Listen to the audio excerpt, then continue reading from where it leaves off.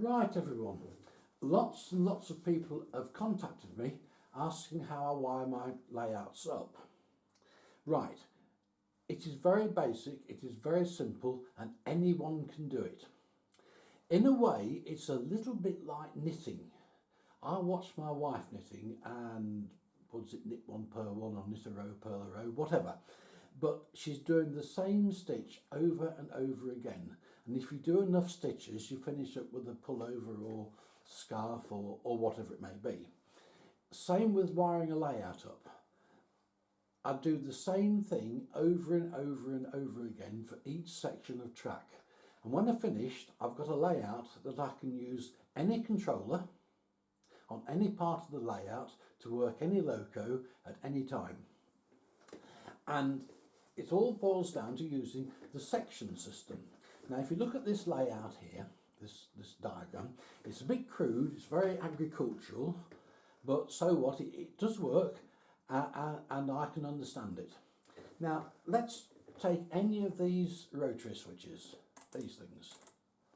Okay, they've all got 6 positions. So they're not marked, but they do control which controller I use. They take the power to whichever one. At the moment I've got 2 controllers wired in. They will at one point be 4. Now when I've got 4 controllers I need to be able to know which position controls which controller. And it's so easy, it's unreal. Fully to the left is number 1. Fully to the right is number 4. Come in one click and it's off. So number 4 can be isolated and number 1 click in will isolate that. And in the middle I've got 2 and 3. And both number 3 can be isolated in the off position and number 2 can be isolated in the off position. So with my eyes closed I can go 1 off, 2, 3 off, 4. And I can find the position so easy. If that controller's there I know that it's already on 4. Go back to 0, which means everything's off, and then I'm back to number 3 controller. So that's an easy system. I may put numbers on at some point just to help as a quick reference, but it isn't really necessary. Now, here's a switch. These rotary switches, these are second-hand ones. No, actually this isn't. This is one that comes from a layout I did, crikey, in the 1980s, I think. It's got a round knob on the end. These have got pointed ones. I'm sure a layout I had, it was a 16 foot by 14 foot layout, and I used these, and I've saved them and sort of got them out. It doesn't matter that they're being used. It's nice to leave a little bit of cable on so they're easy to solder new wires to. But all you need to know is that any section, and let's go to a section, let's take that circuit, that controller or that rotary switch. It controls the track it's on, this one, and it goes to that red line there and it goes to that red line there. That's all it controls. It will in fact also cut off at that switch there, at that crossover, and the same this side when I care to put the red spots in. That's all that it does, that little bit there. This one here controls from that red mark along the top to there. There'll also be well, it goes down to that cross there and it controls down to that red mark there. So that's all that one does. This one, this side, goes from that red mark all the way up to that red mark and controls everything in here to there. That's it. Here in the centre, this one's got quite a lot to do. It controls from there to there and all the area in the loco yard. All that bit there. All done on that controller. So if I want to run a loco, we'll say from the engine shed to here, I've got to come out of here. We'll use controller number 1, or number 4 say, so we'll turn that to number 4. Come along here, I've got to use this section here, so put that, which is controlled by that one, put that to number 4. The train's then going to come out along here onto this bit, which is controlled by number 4, and it's going to come round into there on number 4. Use controller number 4, and that's that will control just that part of the track. Now, these things go into a section. Any section which you're wiring up goes to one of the centre terminals. It doesn't matter which. And it's for the centre track only. We're not talking about the outside earth rail, we're talking about the centre live rail. You can go to one of those two. The other one will be redundant. In this case, I suspect it's going to be onto that red one. And if that's what I will do is get my multimeter, connect it to that, and set this to number 1, and go around with the probe testing until I get a buzz. When it buzzes, that will be the one that goes to, I've got to think where it does go to. It goes to controller number 1. If I want to do controller number 2, I set this on 1, off, 2, keeping the power going through from the multimeter to the red one, and keep looking for the terminal that responds and has an output. Dead easy. Wire it up and off you go. Job done. It's important, I suppose, to mention also that each circuit, each section is on the live wire totally independent. There is a positive break there and a positive break there. And what I use, let me get one, are these.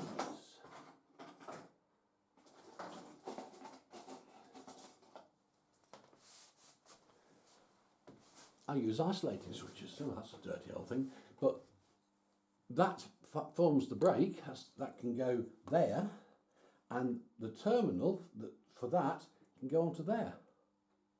Live wire to there, which is controlled by that, back to through the centre terminal and then out to the controller. That is all there is to it, nothing else. Independent sections. Treat each independent section as a layout. As a child, you probably had an ordinary round and round, and you put 2 wires to it. One went to the earth, and the other went to the live rail, and that was it. That's a section. If you wanted to put another section to it, like the bit in the middle, put a break so that there's no power going from the outside bit to the inside bit. Put a break there and put a separate feed to that one, which can be controller 1, 2, 3 or 4, or however many controllers you use, all through a rotary switch. So I think that's fairly basic. There's 2 other switches here I've got. There's these little devils, put it there. It's got 3 terminals and they are spring loaded, centre off. Flick it up or flick it down. Now, when I flick it up, if live power is going into the centre, whilst the switch is held up against the spring, the power will go, there's a contact made and the power comes out of the top one. Similarly, if I go to the bottom position, it feeds the bottom section. On a 3-rail point, you've got 3 terminals. Power to the centre one, and 2 outside ones to the 2 outside ones on the point, as per these. Can you hear it?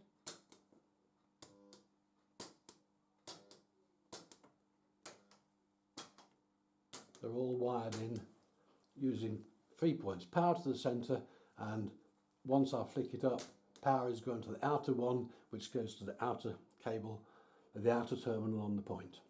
Very easy to do. These blue ones, I've only got 2 terminals, and they are simple on-off jobs. I don't know which is which. I think that's on and that's off, whichever.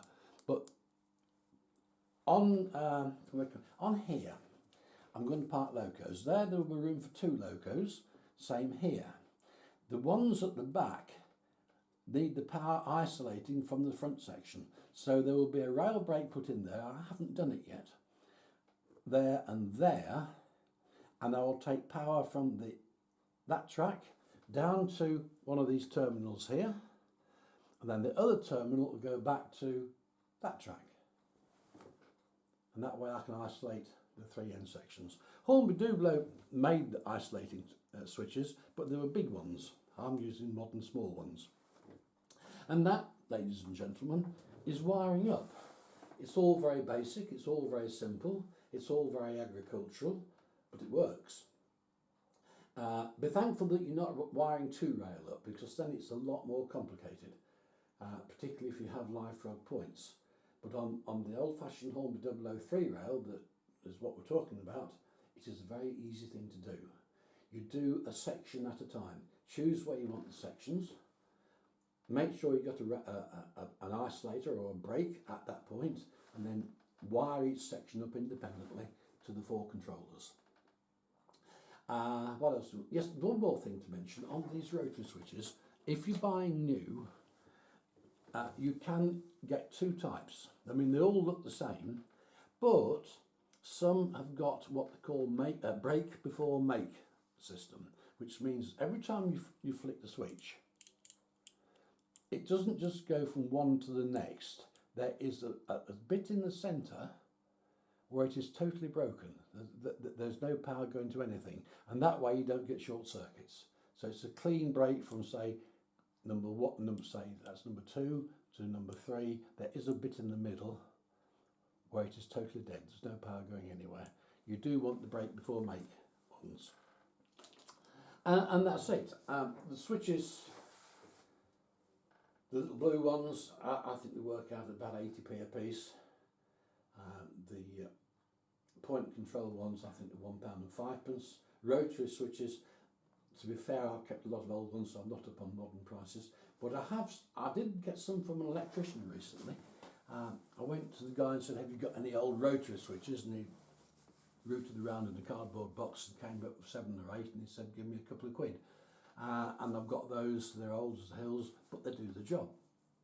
And it doesn't much matter if they don't at that price. It's just nice to have a few extra bits and pieces. And that really is it. So we'll call that it for today. On the next video, it's going to be a little bit more sophisticated and hopefully a bit more professional, because I've got a new expert helping me. I've got my own camera lady. Nina, my wife, is going to take over working the camera, and I'm going to do the talking. And I don't know what you'll think to it, but we'll have a go and see what happens. Thank you very much for watching.